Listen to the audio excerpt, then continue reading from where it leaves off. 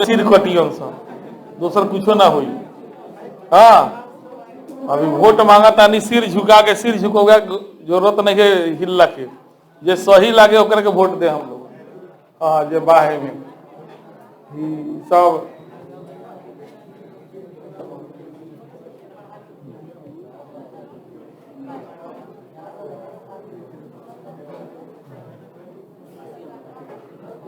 G20 हो गया है ना, कौन सा है? अरब इजराइल संघर्ष समझ में आ गया ना? हाँ, उसको बार बार सुनिए। और हाँ, काफी इंपॉर्टेंट टॉपिक था वो, मौका मिला तो हम भी सोचे कि चलिए हम बता देते हैं। चीन वाला है ना, चीन का बेचारा वो तो सही कर रहा था, बुझा रहा है लोग को वहां, है ना, लाग जाए एकदम, लक्षण ठीक नहीं है, लक्षण ठीक नहीं लग रहा है साहब। चीन में तो लोग रोडे पर ढुलमिया के गिर गिर के मर रहा है, अजीब स्थिति, बड़ी खतरनाक आया है। इसीलिए चीन सरकार जो है ना, पहले ही सिचुएशन उसको सब पता है, ऐसा नहीं है, वो तभी ना वो जीरो कोविड नीति लागू किया था एकदम से, माने कोई मतलब ये नहीं, टॉलरेंस की नीति नहीं अपनाएंगे हम। और देखिए लोग नहीं माना, विद्रोह कर दिया और उसके बाद से शुरू हो गया, है ना। तो अगला न्यूज हम लोग का है चीन में, हाँ ना, कॉप के बाद है ना, है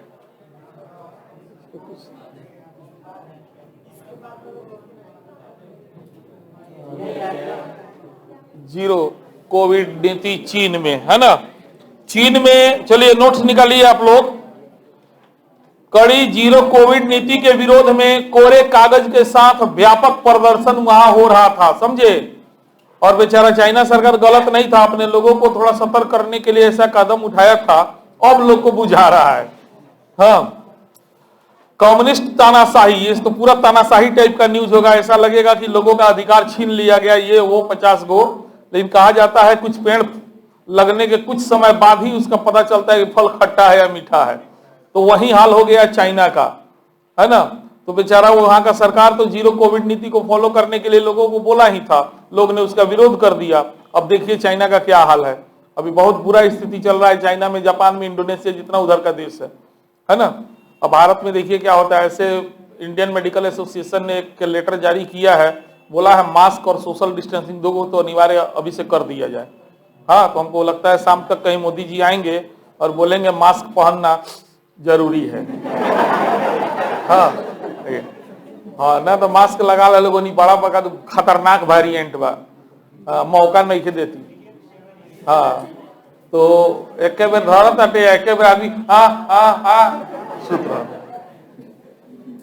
आज एक साइनस के प्रॉब्लम हुआ तनी सतर्क रहो, जैसे हम, है ना। अब देखिए क्या होता है। तो कम्युनिस्ट तानाशाही के अधीन चीन, जहां सरकार के विरोध प्रदर्शन कठोर दंडनीय अपराध होने के कारण ऐसे प्रदर्शन अकल्पनीय। चीन कम्युनिस्ट कंट्री है, वहां लोगों को विरोध करने का अधिकार नहीं है, एक बात जान लीजिए। वहां पर कहां बैठ के समझौता वार्ता टाइप का कोनो काम होता है ना, इस टाइप का चीज वहां नहीं होता है। वहां पर किसान आंदोलन, छात्र आंदोलन खोजिएगा तो मिलते रह जाएगा। वो तो जो आंदोलन के लिए निकला गया, मार गोली, सबके मार गोली, खत्म कर खेल, विरोध करेगा। ये है कौन? आप हम हैं, हम हैं, बस वही उनका सिद्धांत है। कम्युनिस्ट का मतलब क्या होता है? सब सबका है, तो विरोध किसका कर रहे हो तुम? कम्युनिस्ट इसी सिद्धांत पे चलता है कि सब सबका है, तो विरोध किसका? और वहां पे आतंकवादियों ना जाके वहां 50 लोगों को धर लेगा, बोलेगा भाई रिहाई करो, नहीं तो मार देंगे। कहेगा तू क्या मार, हम ये मारता नहीं अपने जनता के, पहले 50 गोड़ा को मारेगा, उसके बाद ओकरों को मारेगा। कहा ना कोनो आतंकवादी घुस जाता है उसके देश में?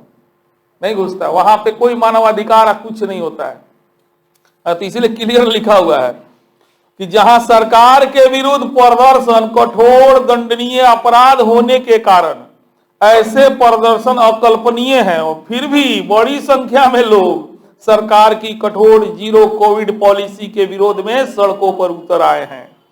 स्वायत्त शासित क्षेत्र शिनजियांग की राजधानी उर्मिंकी, नानजिंग, संघाई, वुहान, यहां तक की राजधानी बीजिंग में भी बड़ी संख्या में आम लोगों तथा विश्वविद्यालय के छात्रों ने सरकार विरोधी प्रदर्शन कोरे कागज के साथ सड़कों पर नवंबर के अंतिम सप्ताह में किए। प्रदर्शनों पर अंकुश के लिए 1000 से अधिक लोगों को यह पंक्ति लिखे जाने तक पुलिस द्वारा गिरफ्तार कर लिया गया था। चीन जहां कोविड का प्रसार एक बार पुनः तेजी से हो रहा है, में जीरो कोविड नीति के तहत लॉकडाउन के नाम पर जिस तरह से लोगों को घर में बंद रहना पड़ रहा है, उससे मंदी का सामना लोगों को करना पड़ रहा है। लॉकडाउन एवं क्वारंटीन के चलते लोग अपनी नौकरियों पर नहीं जा पा रहे हैं, जिससे रोजमर्रा के घर खर्चे चलाने में भी कठिनाइयों का सामना उन्हें करना पड़ रहा है। ऐसे में सरकार विरोधी प्रदर्शनों का दौर वहां शुरू हुआ है। राष्ट्रपति जिनपिंग के त्यागपत्र की मांग भी प्रदर्शनकारियों ने अपने प्रदर्शन के दौरान की है। सरकार की कठोर जीरो कोविड नीति के विरुद्ध व्यापक प्रदर्शनों की शुरुआत उइगर मुस्लिम बहुल सिंजियांग प्रांत की राजधानी उर्मिंकी में उस समय हुई जब एक बहुमंजिली इमारत में आग लगने से 10 लोगों की मृत्यु हो गई। अंडरलाइन कर लीजिए इस लाइन को। शुरुआत कहां से हुआ, है ना?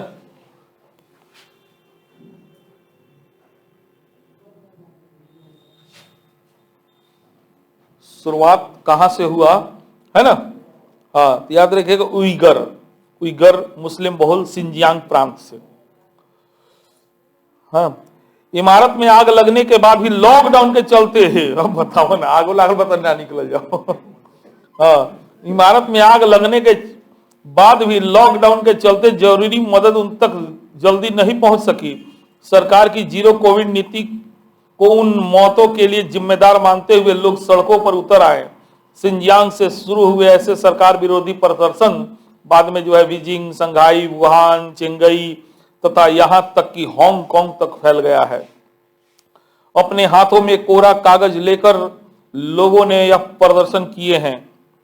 कोरा कागज वहां सरकार विरोधी प्रदर्शन का प्रतीक बन चुका है। अंडरलाइन कर लीजिए, कोरा कागज सरकार विरोधी प्रदर्शन का प्रतीक चिन्ह बन गया है। कोरे कागज के साथ प्रदर्शन की शुरुआत वहां 2020 में हांगकांग में हुई थी, जब नए राष्ट्रीय सुरक्षा कानून के विरोध में स्थानीय लोगों ने कोरे कागज लहराते हुए सरकार के विरोध में प्रदर्शन किए थे। कोरे कागज के साथ प्रदर्शन यह दर्शाता है कि वे कुछ नहीं कर रहे हैं, फिर भी सब जानते हैं कि इस पर क्या लिखा है। प्रदर्शनकारियों के अनुसार कोरा कागज इस बात का भी प्रतीक है कि वे बहुत कुछ कहना चाहते हैं किंतु कह कुछ नहीं सकते हैं। कोरे कागज के साथ प्रदर्शनों को देखते हुए जीरो कोविड नीति में कुछ ढील जहां चीन ने दी है, वहीं पुलिस ने प्रदर्शनकारियों के विरुद्ध कड़ा रुख 28 नवंबर से अपना लिया है। चीन कम्युनिस्ट कंट्री है, वहां विरोध अलाउ नहीं है। वहां पे बहुत सारा राय विचार भी आप नहीं दे सकते हैं, है ना? वहां बस एक ही सिद्धांत पे काम करता है कि देश आपका है, आप देश के हैं। तो जो देश में चल रहा है, नेतृत्व जो कर रहा है, वो आपके बीच का है ना? और आपके हित को वो अच्छी तरह जानता है। आपको जो भी जरूरत होगा आप तक मुहैया कराया जाएगा, है ना? यह वहां का सिद्धांत, कोई भी कम्युनिस्ट कंट्री का यही सिद्धांत होता है। इसीलिए कम्युनिस्ट कंट्री में विरोध अलाउ नहीं होता है, अधिकार होता ही नहीं है। पढ़ाए ना, मौलिक अधिकार बताए होंगे। अधिकार विशेषता है पूंजीवादी देशों का और कर्तव्य विशेषता है साम्यवादी देशों का। इसीलिए देखिए, रूस से हम लोग कर्तव्य ले, रूस कैसा देश है? अमेरिका से हम लोग अधिकार लिए, मौलिक अधिकार। अमेरिका कैसा देश है? पूंजीवादी। तो जो पूंजीवादी मेंटेलिटी का होता है ना, वो व्यक्ति पर बल देता है, व्यक्ति को इकाई मानता है और कहता है हर व्यक्ति जन्म से स्वतंत्र है। लेकिन उसका कमी यह है कि वो कहता है स्वतंत्र है तो है, हर काम के लिए वो खुद जिम्मेदार है। अच्छा हो तो भी उसके चलते हुआ, बुरा हो तो भी उसके चलते। यानी पूंजीवाद में, पूंजीवादी देश में आप अरबपति खरबपति बनने का ख्वाब देख सकते हैं। लेकिन यह भी याद रखिएगा, पूंजीवादी देश में अगर कोई गरीब हो जाता है, कोई विकलांग है, अपंग है, तो उसको कोई मदद सरकार के तरफ से नियमानुसार, पूंजीवाद के सिद्धांत के अनुसार नहीं दिया जाना चाहिए। वहां कोई भी समझौता होता है वो सहमति पर आधारित होता है, जो भी होगा उसमें मजबूरी का, हालात का, परिस्थिति का कोई मतलब नहीं होता है। जबकि साम्यवाद में ये होता है ना? इस तरीका से दोनों में डिफरेंसेस समझिए। तो वहां तो अधिकार है ही नहीं है कम्युनिस्ट कंट्री में, तो वो किस अधिकार की मांग कर रहा है, किस हैसियत से वो मांग कर रहा है? तो इसीलिए वहां पे इस तरह की घटनाएं होती है। कभी कभार इक्का दुक्का मिलता है। ऐसे ओवरऑल चीन आगे है, इसका प्रमाण है। कम्युनिस्ट अगर फेल रहता तो चीन आगे कैसे होता, है ना, या कम्युनिस्ट देश अपने लोगों पर अत्याचार करता तो चीन में इतनी एकता कैसे होती? अच्छा नहीं, बहुत एकता है चीन में, बहुत एकता है, बहुत आगे निकल गया है कि नहीं? तो अपना अपना पॉलिसी है। चलिए आगे आते हैं। प्रतिबंधित तालिबानी संगठन टीटीपी वो पाकिस्तान सरकार के बीच संघर्ष विराम समझौता जो है निरस्त हो चुका है ना, ये भी काफी इंपॉर्टेंट न्यूज है।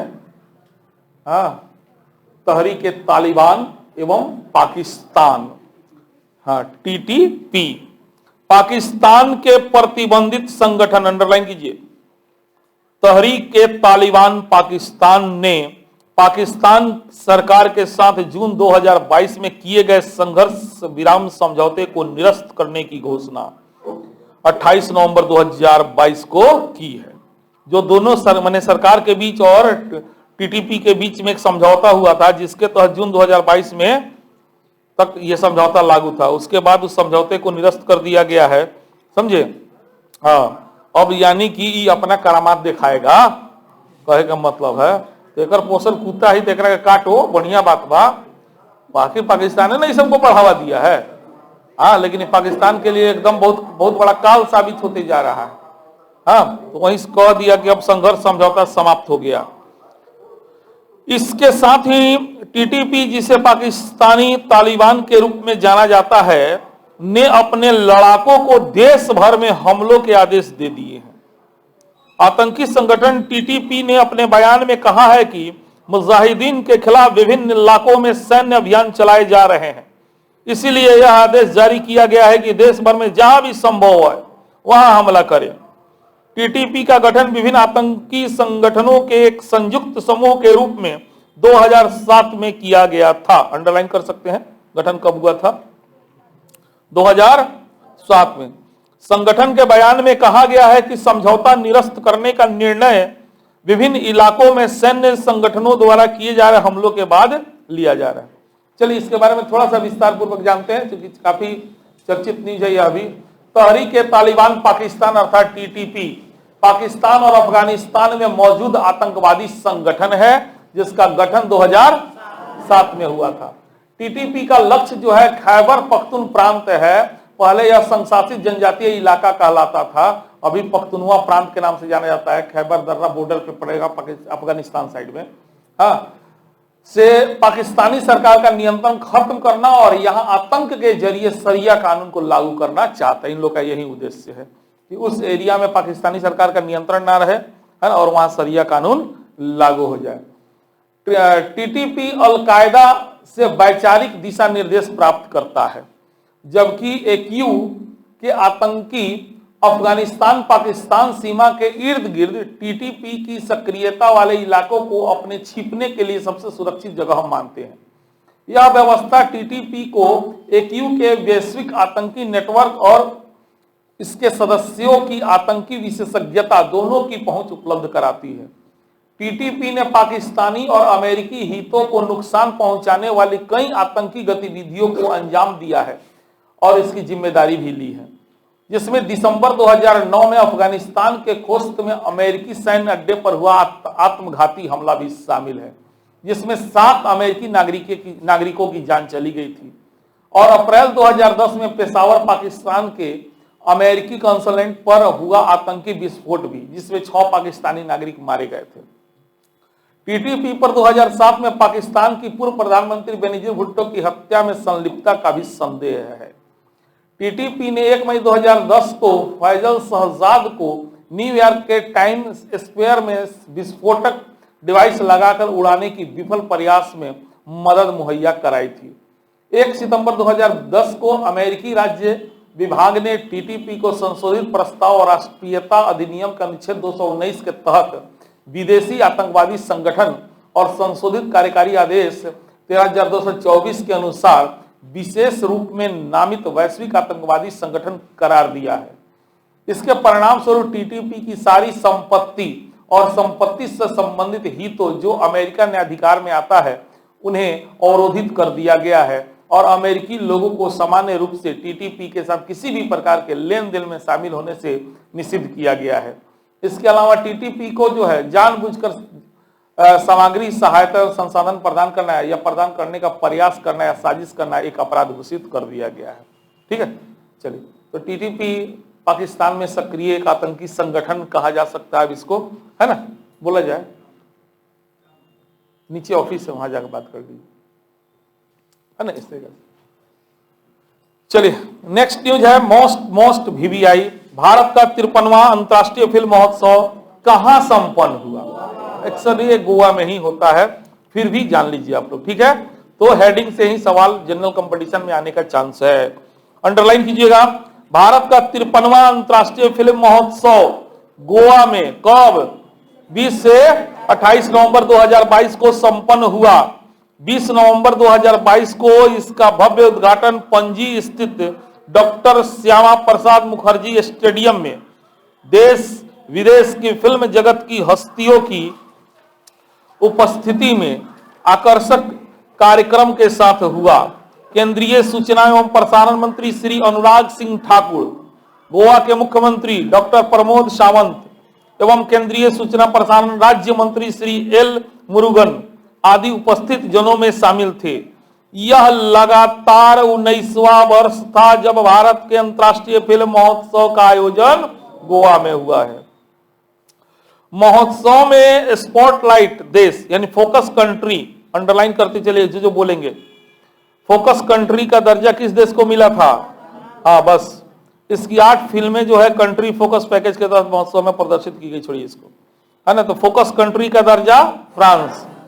स्वतंत्रता के 75वें वर्ष के अमृत महोत्सव के परिप्रेक्ष्य में पिछले वर्ष की तरह इस वर्ष भी महोत्सव में भाग लेने के लिए देश भर से चुने गए 75 महत्वाकांक्षी युवा फिल्म निर्माताओं को महोत्सव में आमंत्रित किया गया था।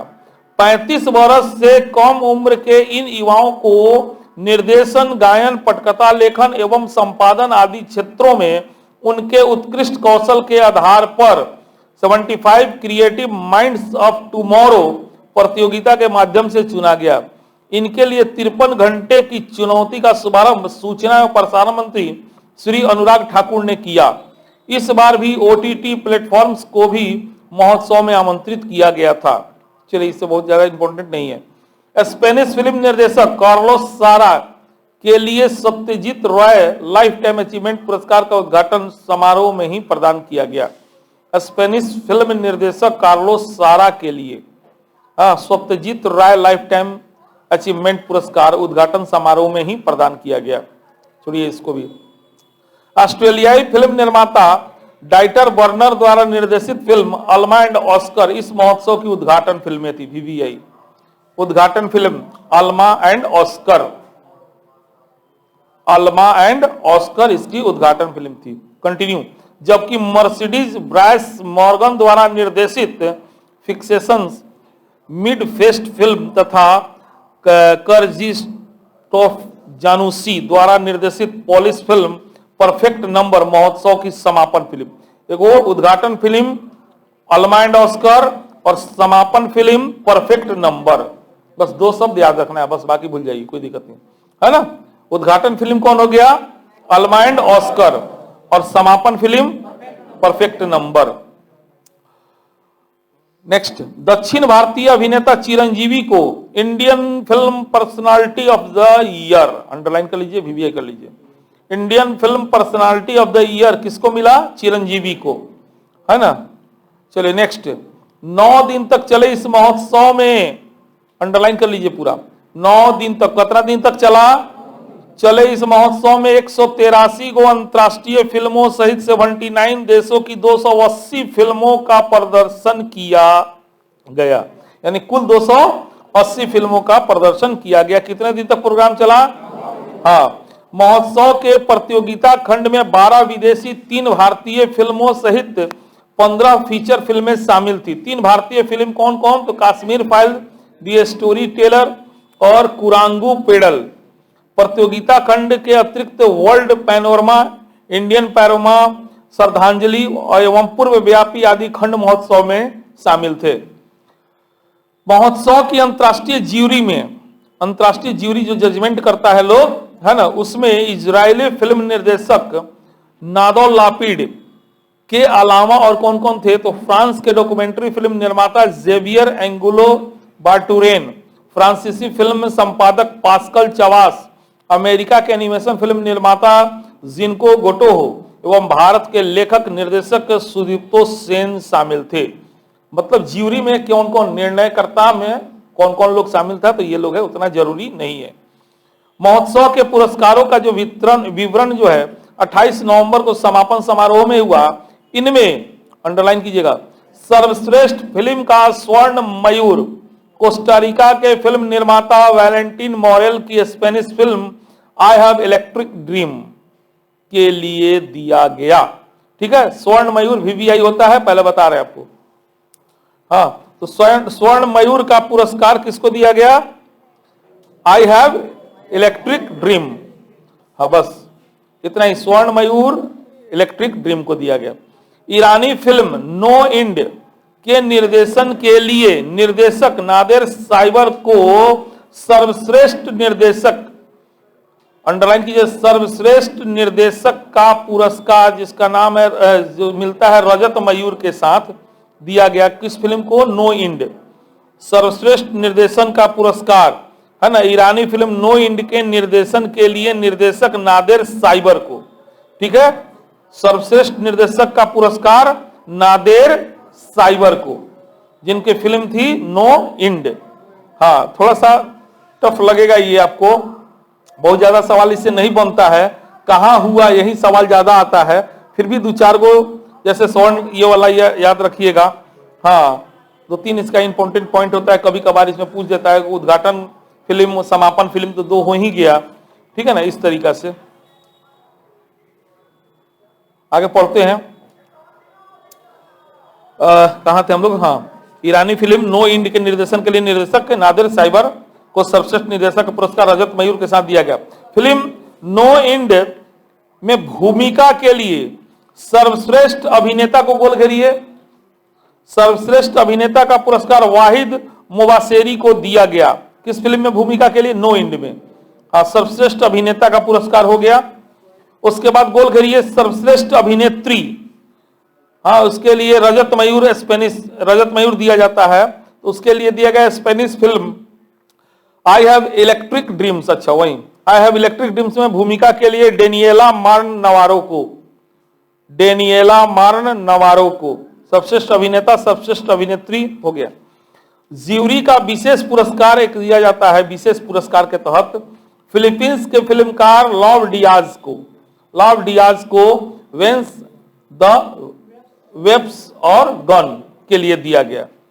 शांति, अहिंसा एवं सहिष्णुता को निरूपित करने वाली उत्कृष्ट फिल्म के लिए पेरिस स्थित international council for film, television and audio visual communication एवं यूनेस्को के सहयोग से शुरू किया गया ICFT event ESCO Gandhi medal ईरानी फिल्म नारगेसी के लिए प्रदान किया गया।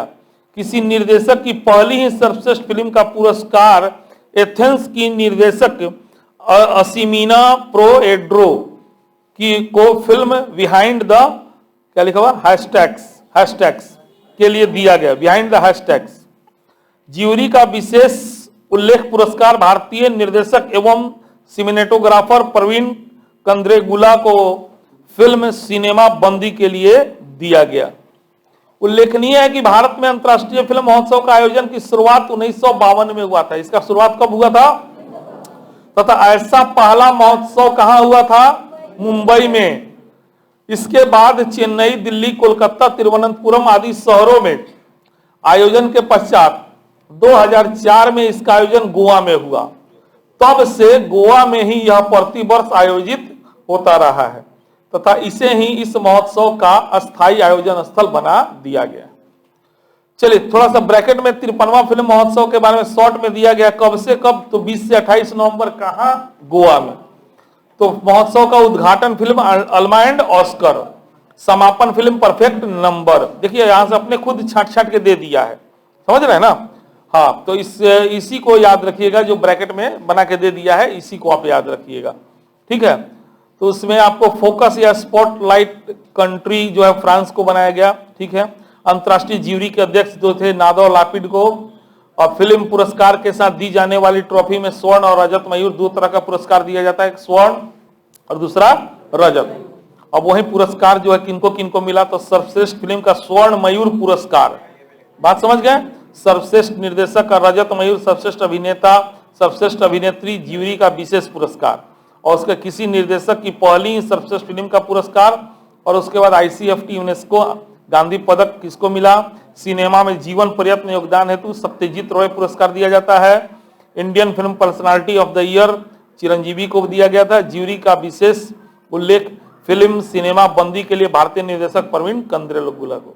तो इस तरीका से ये आपके, चूंकि हम नहीं पढ़ाते तो कहते सर छोड़ दिए हैं, लेकिन पढ़ा के ये बता दिए, इससे बहुत हौच-पौच है, इससे कोई विशेष फायदा नहीं है। अंत में आपको ब्रैकेट वाला न्यूज भी याद रह जाए तो बहुत है। और जनरल कंपटीशन कोई टेंशन नहीं लेना है, अंतर्राष्ट्रीय फिल्म महोत्सव कहाँ हुआ, बस इतना काफी है। बाकी BPSC वाले थोड़ा सा डाटा इसको याद रखिएगा, है ना, इस तरीके से। चलिए नेक्स्ट, तटीय क्षेत्रों एवं विशिष्ट आर्थिक जोन की सुरक्षा व्यवस्था के आकलन हेतु अभ्यास सी विजिल 2022 शुरू हुआ है। इस सब में कोई विशेष ये नहीं है, इसलिए इसको बढ़ा चढ़ा के नहीं जाने जरूरत होगा, हम अपने देंगे। अब इस अभ्यास सी विजिल, उद्देश्य क्या है तो हेडिंग में लिख दिया है, तटीय क्षेत्रों एवं जो विशिष्ट आर्थिक जोन है उनकी सुरक्षा व्यवस्था का आकलन करने के लिए एक प्रोग्राम चल रहा है जिसका नाम है अभ्यास सी विजिल। सी मने समुंदर, सी मने समुंदर, तो वही भारत का जो भी तटीय क्षेत्र है और साथ में जो आरक्षित आर्थिक क्षेत्र है ना, वहां पर किस तरह का सुरक्षा व्यवस्था है, कोई खतरा तो नहीं उत्पन्न हो सकता है, तो उसी की जांच पड़ताल के लिए अभ्यास सी विजिल प्रोग्राम चल रहा है। VVI और UPSC BPSC जनरल कंपटीशन के लिए उतना महत्वपूर्ण नहीं है। देश के लगभग 7500 किलोमीटर, सब पढ़ा चुके हैं ना तटीय क्षेत्र, तो लगभग 7500 किलोमीटर तटीय क्षेत्र, और उसके बाद EEZ याद कीजिए, बोले थे, याद आ रहा है, तो इसीलिए बिना बेसिक पढ़ले करंट ना बुझाई। तो विशिष्ट आर्थिक जोन, एक्सक्लूसिव इकोनॉमिक जोन की निगरानी एवं सुरक्षा व्यवस्था के सत्यापन के लिए नौसेना एवं सभी हितधारकों द्वारा 15-16 नवंबर 2022 को किए गए बृहद अभ्यास को सी विजिल 2022 नाम दिया गया था। यह अपनी किस्म का तीसरा द्विवार्षिक अभ्यास था। ऐसा पहला संयुक्त अभ्यास 2019 में, दूसरा जनवरी 2021 में संपन्न किया गया था। 15-16 नवंबर 2022 के नौसैनिक अभ्यास सी विजिल 2022 के सभी 9 तटीय राज्यों एवं 4 केंद्र शासित प्रदेशों को 70 से अधिक ऐसी सरकारी एजेंसियों की भागीदारी शामिल थी जो तटीय रक्षा तंत्र और तटीय सुरक्षा संबंधी ढांचे में शामिल है। सी विजिल अभ्यास के इस संस्करण में भारतीय नौसेना, तटरक्षक, राज्यों की समुद्री अथवा तटीय पुलिस, सीमा शुल्क, वन विभाग, बंदरगाह प्राधिकरणों और निजी ऑपरेटरों की एजेंसियों ने इसमें भाग लिया। अभ्यास के तहत पूरी तटरेखा को भारतीय नौसेना और कोस्ट गार्ड के जहाजों एवं विमानों द्वारा निगरानी में रखा गया था। अब तटीय प्लेटफॉर्मों पर काम करने वाले विशेष अभियान कर्मियों को जो सुदृढ़ करने के लिए हेलीकॉप्टरों को काम में लगाया गया था। बंदरगाह चूंकि समुद्र में होने वाले व्यापार का मुख्य केंद्र होते हैं, इसीलिए सी विजिल के दौरान बंदरगाहों के सुरक्षा तंत्र का भी सत्यापन किया गया एवं आपात स्थिति से निपटने के लिए सभी बंदरगाहों की संकट प्रबंधन व्यवस्था का उनकी प्रभावशीलता की जांच के लिए मूल्यांकन किया गया। समुद्री आतंकवाद जैसे कृत्यों से निपटने के लिए राज्य पुलिस की टीमों, भारतीय नौसेना की मैरीन कमांडोज एवं राष्ट्रीय सुरक्षा गार्ड के कमांडोज का इस्तेमाल भी सी विजिल अभ्यास के तहत किया गया। तटीय रक्षा के लिए अभ्यास के तौर पर इन राज्यों में छोटे पैमाने पर अभ्यास नियमित रूप से आयोजित किए जाते हैं। राष्ट्रीय स्तर पर सी विजिल अभ्यास का आयोजन एक बड़े उद्देश्य को पूरा करता है। इससे समुद्री ताकत और कमजोरियों का आकलन होता है। ठीक है, क्लियर है ना। तो सी विजिल याद रखिएगा, अपने तरह का तीसरा ये अभ्यास था।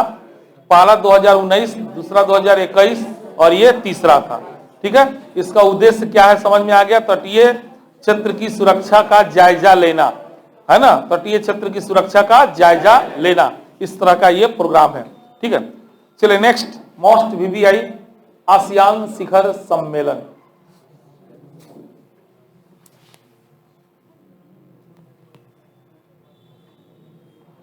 हाँ, आसियान मोस्ट वीवीआई में रख लीजिए। अब इसका पूरा इतिहास भूगोल हम लोग जानेंगे आसियान के बारे में।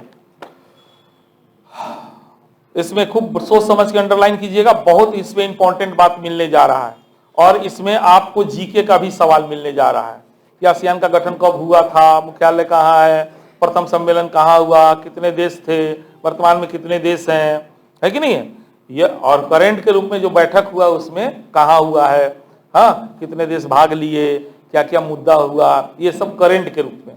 और ट्रेडिशनल सवाल के रूप में आसियान का गठन कब हुआ, किस परिस्थिति में हुआ, कितने देश थे, पहला बैठक कहाँ हुआ, कुल कितने बैठक हो गए हैं, है कि नहीं है, इस तरीके का सवाल बनता है।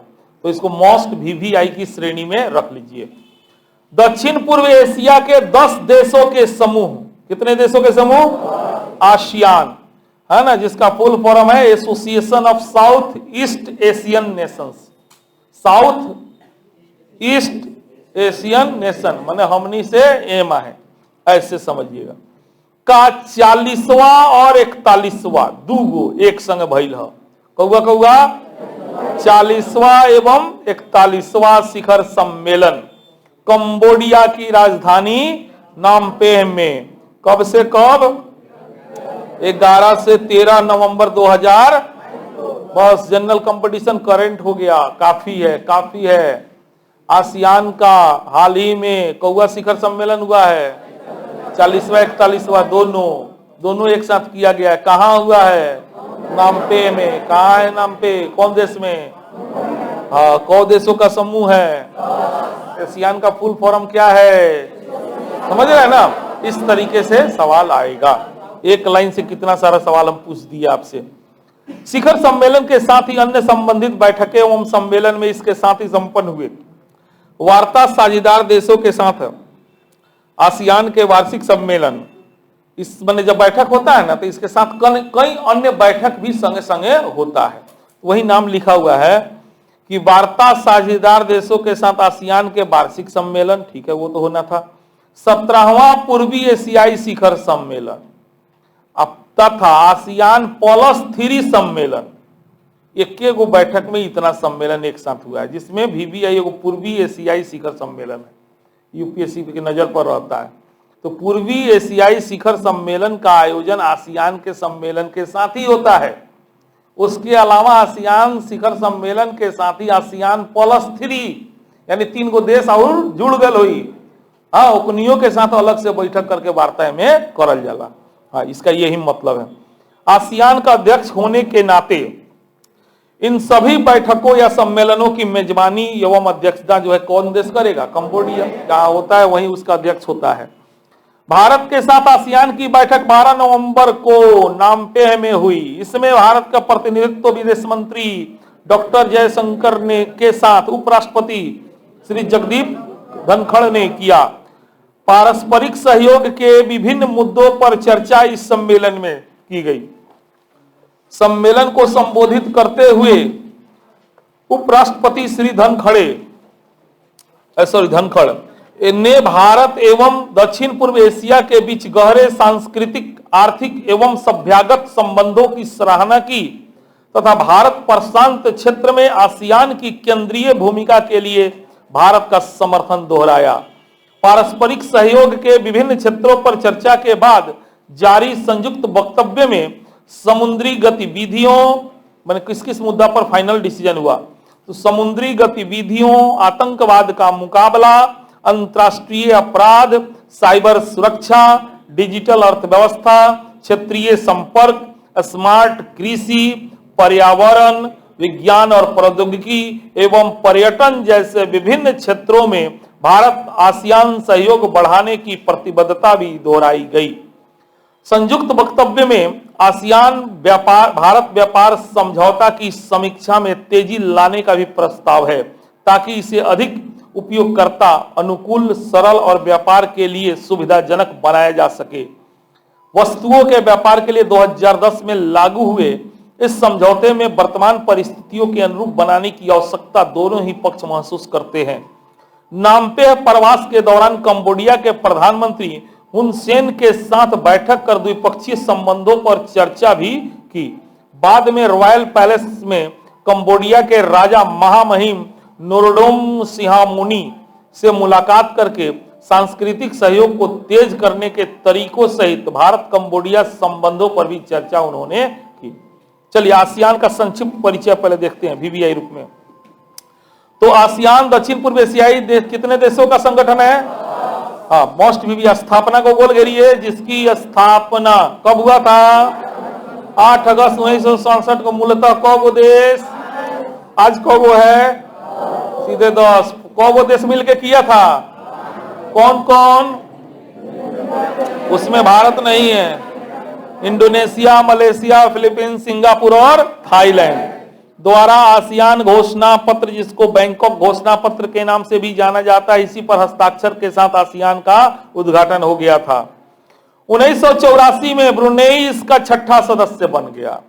1906 सदस्य कौन बना? ब्रुनेई। 1995 में वियतनाम, कौगो भयल? 7 गो। 97 में लाओस और म्यांमार तथा कंबोडिया 1900, जिससे इसके सदस्य देश की संख्या अब कितना हो गया है? यानी भारत इसके सदस्य। हाँ, आवर विजन, आवर आइडेंटिटी और one community, sorry one vision, one identity और वन कम्युनिटी, इस समूह का यानी आसियान का जो है मोटो है, आदर्श वाक्य बोल घेरिए। मोटो क्या है? One vision, one identity and one community. ASEAN का पहला शिखर सम्मेलन कहां हुआ था? हाँ भाई, मोस्ट वीवीआई अंडरलाइन कीजिए। आसियान का पहला शिखर सम्मेलन इंडोनेशिया में बाली में, कब? 1976 में, बस अंडरलाइन मत कीजिए। मनीला में 1987 में जो शिखर सम्मेलन हुआ, उसके बाद 5-5 वर्ष के अंतराल पर शिखर सम्मेलन का फैसला किया गया, किंतु 1992 में ही 3-3 वर्ष के अंतराल पर करने का तथा 2001 में यह प्रति वर्ष करने का फैसला किया गया। हाँ, पहले भले कि 5 साल पर मिल जाए, फिर भले 3 साल पर मिल जाए, भले ना हर साल भेंट हुई। वर्ष 2007 से आसियान का शिखर सम्मेलन वर्ष में कितना बार? 2 बार। अब साल में 2 बेर, है ना। आसियान देशों का कुल क्षेत्रफल देखा जाए तो लगभग 45 लाख वर्ग किलोमीटर है, पृथ्वी के कुल क्षेत्रफल का 3%, तथा इसके 10 गो जो सदस्य देश हैं, इसकी कुल जनसंख्या लगभग 65 करोड़, जो विश्व की कुल जनसंख्या का 8.5% है। 2019 में इन देशों का जीडीपी देखा जाए तो $2.8 ट्रिलियन था। एशिया की 3 अन्य मजबूत अर्थव्यवस्था चीन, दक्षिण कोरिया और जापान को शामिल करते हुए आसियान प्लस 3 का गठन 1997 में हुआ। आसियान प्लस 3 मतलब ये प्लस 3 मेंबर उसके अस्थायी आसियान के अस्थायी मेंबर नहीं है, इनका एक अलग संगठन बन गया आसियान के साथ। ये आसियान के बैठक में शामिल नहीं होंगे। जब आसियान अपना बैठक पूरा कर लेगा, अपना काम कर लेगा, उसके बाद बुलाएगा वक्त तू नहीं हो बैठक, अब बोला लोगन का चाहता रहो। हाँ, समझ रहे ना। तो आसियान प्लस 3 में प्लस 3 कौन कौन देश हो गया? चीन, दक्षिण कोरिया और जापान। आसियान के साथ ही विश्व की अन्य अर्थव्यवस्थाओं को जोड़ते हुए पूर्वी एशिया शिखर सम्मेलन की शुरुआत 2005 में हुआ, है ना। तो 1997 में प्लस 3 कॉन्सेप्ट लेके चला आसियान। उसके बाद 2005 में एक कॉन्सेप्ट नया बनाया कि हम लोग पूर्वी एशियाई शिखर सम्मेलन का आयोजन आसियान के सम्मेलन के साथ करेंगे। पूर्वी एशियाई, एशिया के पूर्वी देश जितना है ना, उन सबों को बुलाएंगे। जो आसियान का सदस्य है नहीं, उसे कोई मतलब नहीं है।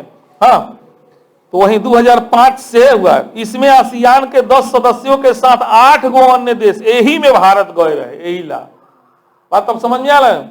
आसियान का सदस्य भारत है, तो फिर भारत गया काहे था? पूर्वी एशियाई। हाँ, वेरी गुड। अब यही चीज समझना था आपको। इसमें भारत है, ऑस्ट्रेलिया है, चीन, जापान, न्यूजीलैंड, दक्षिण कोरिया, रूस, अमेरिका शामिल है। समझे। रूस अमेरिका को 2011 में छठे पूर्वी एशियाई शिखर सम्मेलन में इसमें शामिल किया गया था। पाकिस्तान इसमें कोई नहीं है, हाँ, ना +3 में है ना पूर्वी एशियाई में है। बात समझ गए? भारत भी आसियान का सदस्य, भारत सार्क का मेंबर है। कभी मौका अपने न्यूज आएगा तो पढ़ाएंगे तो सब बताएंगे, है ना। भारत जो है सार्क का सदस्य है, आसियान का सदस्य भारत नहीं है। ये भारत के बाद एनए के देश जो है ये सब है। तो इसीलिए हुआ कि नहीं इस तरह के देश को शामिल किया जाए, तो उसके लिए पूर्वी एशियाई बना और उसमें जो है भारत अमेरिका वगैरह सब है। रिश्तों में मजबूती लाने के लिए भारत सहित अपने वार्ता भागीदार देशों के साथ अलग से सालाना शिखर बैठक आसियान द्वारा प्रतिवर्ष संपन्न की जाती है।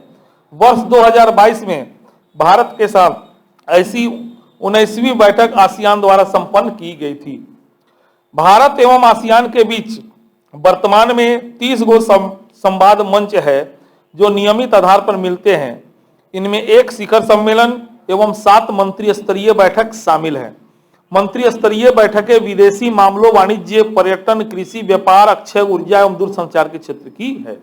चले लास्ट एक न्यूज और है, उसको पढ़ लिया जाए। अब बहुत ज्यादा इंपॉर्टेंट नहीं मिला, कोई बात नहीं है, तो अच्छा बात है, टेंशन ना लीजिए, कम से कम कुछ चीज से तो परिचित हुए। चलिए लास्ट में एक बार इसका सर्वेक्षण कर दिया जाएगा। हाँ, अभी लास्ट एक न्यूज है। विपक्षी गठबंधन के नेता रहे अनवर इब्राहिम नए चुनाव के बाद मलेशिया के प्रधानमंत्री बन गए हैं। अनवर इब्राहिम मलेशिया के नए प्रधानमंत्री। मलेशिया में 19 नवंबर 2022 को संपन्न संसदीय चुनाव में किसी भी दल अथवा चुनाव पूर्व गठबंधन को स्पष्ट बहुमत नहीं मिला है तथा गप ना करो प्लीज, तथा त्रिशंकु संसद अस्तित्व में आई है। ऐसे में सबसे ज्यादा सीटों वाले विपक्षी दलों के गठबंधन के नेता, अंडरलाइन कीजिए, विपक्षी दलों के गठबंधन के नेता अनवर इब्राहिम नए प्रधानमंत्री वहां बनाए गए हैं। बस समय पूर्व ही कराए गए इस चुनाव में निवर्तमान प्रधानमंत्री मोहिउद्दीन यासीन के नेतृत्व वाले नेशनल अलायंस को 220 में से मात्र 73 गो सीट मिला, जबकि विपक्षी दलों के अनवर इब्राहिम के नेतृत्व वाले गठबंधन की सीटों की संख्या 82। तीसरे स्थान पर 30 सीटें जो है मलयों को मलय नेशनल ऑर्गेनाइजेशन के खाते में गई। मलेशिया में सबसे अधिक समय तक प्रधानमंत्री रहे, अंडरलाइन कर सकते हैं, सबसे अधिक समय तक प्रधानमंत्री रहे महातिर मोहम्मद के नेतृत्व वाले गठबंधन एक भी सीट हासिल नहीं कर सका। भारत पाकिस्तान विवाद के मामलों में पाकिस्तान के प्रबल पक्षधर रहे महातिर मोहम्मद स्वयं अपना सीट भी न बचा सके। हाँ, मतलब मलेशिया में जब तक महातिर मोहम्मद रहा वो खुल्लम खुल्ला पाकिस्तान का सपोर्ट किया था, है ना। बाद में वहां के लोगों ने ही उसको रिजेक्ट कर दिया, अब वो अपना सीट नहीं बचा पाया। लेकिन सब अभी तक का रिकॉर्ड उसी के नाम है, सबसे ज्यादा समय तक प्रधानमंत्री रहने का। हाँ, 222 सदस्यीय दीवान रक्यात यानी मलेशिया संसद का निचला सदन का क्या नाम है? हाँ, VVI कर लीजिए, जीके में डाल लीजिएगा। अरे हमनी के लोकसभा, हमनी यहाँ के, हाँ, मलेशिया के दीवान रक्यात। हाँ, 220 सीटों के लिए ही मतदान 19 नवंबर को हुआ था तथा सरकार के गठन के लिए 111 सीटें होना आवश्यक है। ठीक है, 220 मतलब 50% प्लस, तो कितना चाहिए? 111 प्लस चाहिए। चुनाव के उपयुक्त परिणामों के चलते कोई भी चुनाव पूर्व गठबंधन सरकार बनाने की स्थिति में नहीं था। ऐसे में मलेशिया के राजा, अंडरलाइन कर सकते हैं, मलेशिया के राजा का नाम मिल रहा है सुल्तान अब्दुल्ला सुल्तान अहमद शाह ने सबसे बड़े गठबंधन के नेता अनवर इब्राहिम को इस सरकार के गठन के लिए आमंत्रित किया। अनवर इब्राहिम ने अन्य छोटे दलों के समर्थन से नई सरकार का गठन वहां 24 नवंबर को किया है। वह मलेशिया के, अंडरलाइन कीजिए, वो हम मलेशिया के 10वें प्रधानमंत्री बने हैं। राजनयिकों का मानना है कि अनवर इब्राहिम के प्रधानमंत्री बनने से भारत और मलेशिया संबंधों में तनी मजबूती आएगी। विगत वर्षों में विपक्ष के नेता रहते हुए भारत सरकार के साथ वह प्रायः संपर्क में रहते थे। चलिए, तो इसीलिए चर्चा में है, तो इसीलिए थोड़ा सा ध्यान में रखिएगा। मलेशिया में नया प्रधानमंत्री को बना है? हाँ, तो ये सब ध्यान है। मलेशिया के राजा का नाम क्या है? सुल्तान अब्दुल्ला सुल्तान अहमद शाह, सुल्तान अहमदुल्ला। हाँ, मलेशिया के लोकसभा का नाम क्या है? दीवान रक्यात। वहां की लोकसभा में यानी दीवान रक्यात में कुल कितना सीट है? 220 22 20 ना 220। हाँ सॉरी 222। हाँ 222 सदस्यीय। अच्छा चुनाव हुआ है 220 पर, कुल 222, सॉरी हाँ कुल 222। चलिए आसियान का गठन कब हुआ था? 1967 में। कितने देश मिलके किए? वर्तमान में कितना देश है? द मोस्ट वीवीआई, इसका ध्यान में रखिएगा, है ना। गठन कब? 67। कितना देश के साथ? अब वर्तमान में कब हो? वेरी गुड, है ना। आसियान +3 में कौन कौन आता है? सब याद रखना होगा, है ना। सब मुख्य परीक्षा में जो लोग हैं उन लोग को बहुत काम आएगा लिखने में वहां, ठीक है। अभी हाल ही में आसियान का कौवा शिखर सम्मेलन, हाँ अच्छा कहां पे हुआ था? ठीक। 53वां अंतर्राष्ट्रीय फिल्म महोत्सव का आयोजन कौन राज्य में? अभी हाल ही में 2022 में गोवा में जो फिल्म महोत्सव मना था कौवा था 53वां। सवाल जैसे आ सकता है वैसे हम पूछ रहे हैं आपको, ठीक है। गोवा में संपन्न अंतर्राष्ट्रीय फिल्म महोत्सव में सर्वश्रेष्ठ फिल्म का पुरस्कार किस फिल्म को मिला? I have electric dream. I have electric dream. महोत्सव की उद्घाटन फिल्म कौन थी? Alma and Oscar. महोत्सव की उद्घाटन फिल्म कौन थी? हाँ जो बोल रहे हैं कम से कम याद रखिएगा। फोकस कंट्री का दर्जा किसको मिला? फ्रांस को। फोकस कंट्री का दर्जा फ्रांस को मिला। और एक और सवाल क्या था? हाँ जूरी के ना हाँ Indian film personality of the year का पुरस्कार, इतना याद रखिएगा।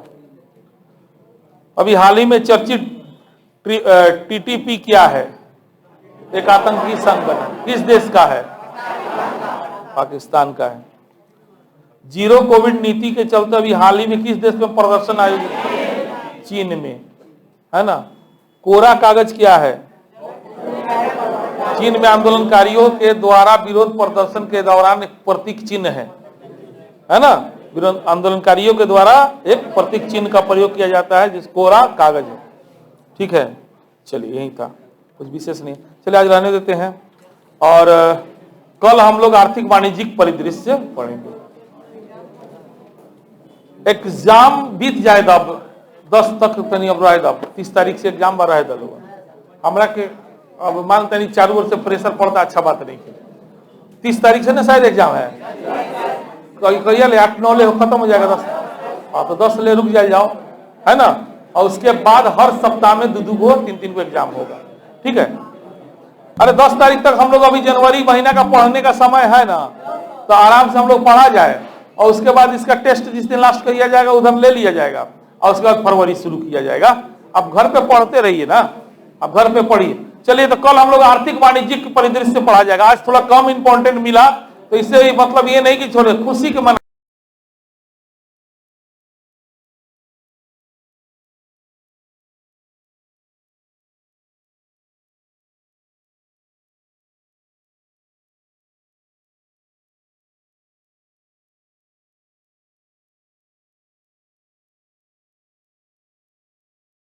वीडियो है या चालू है महाराज?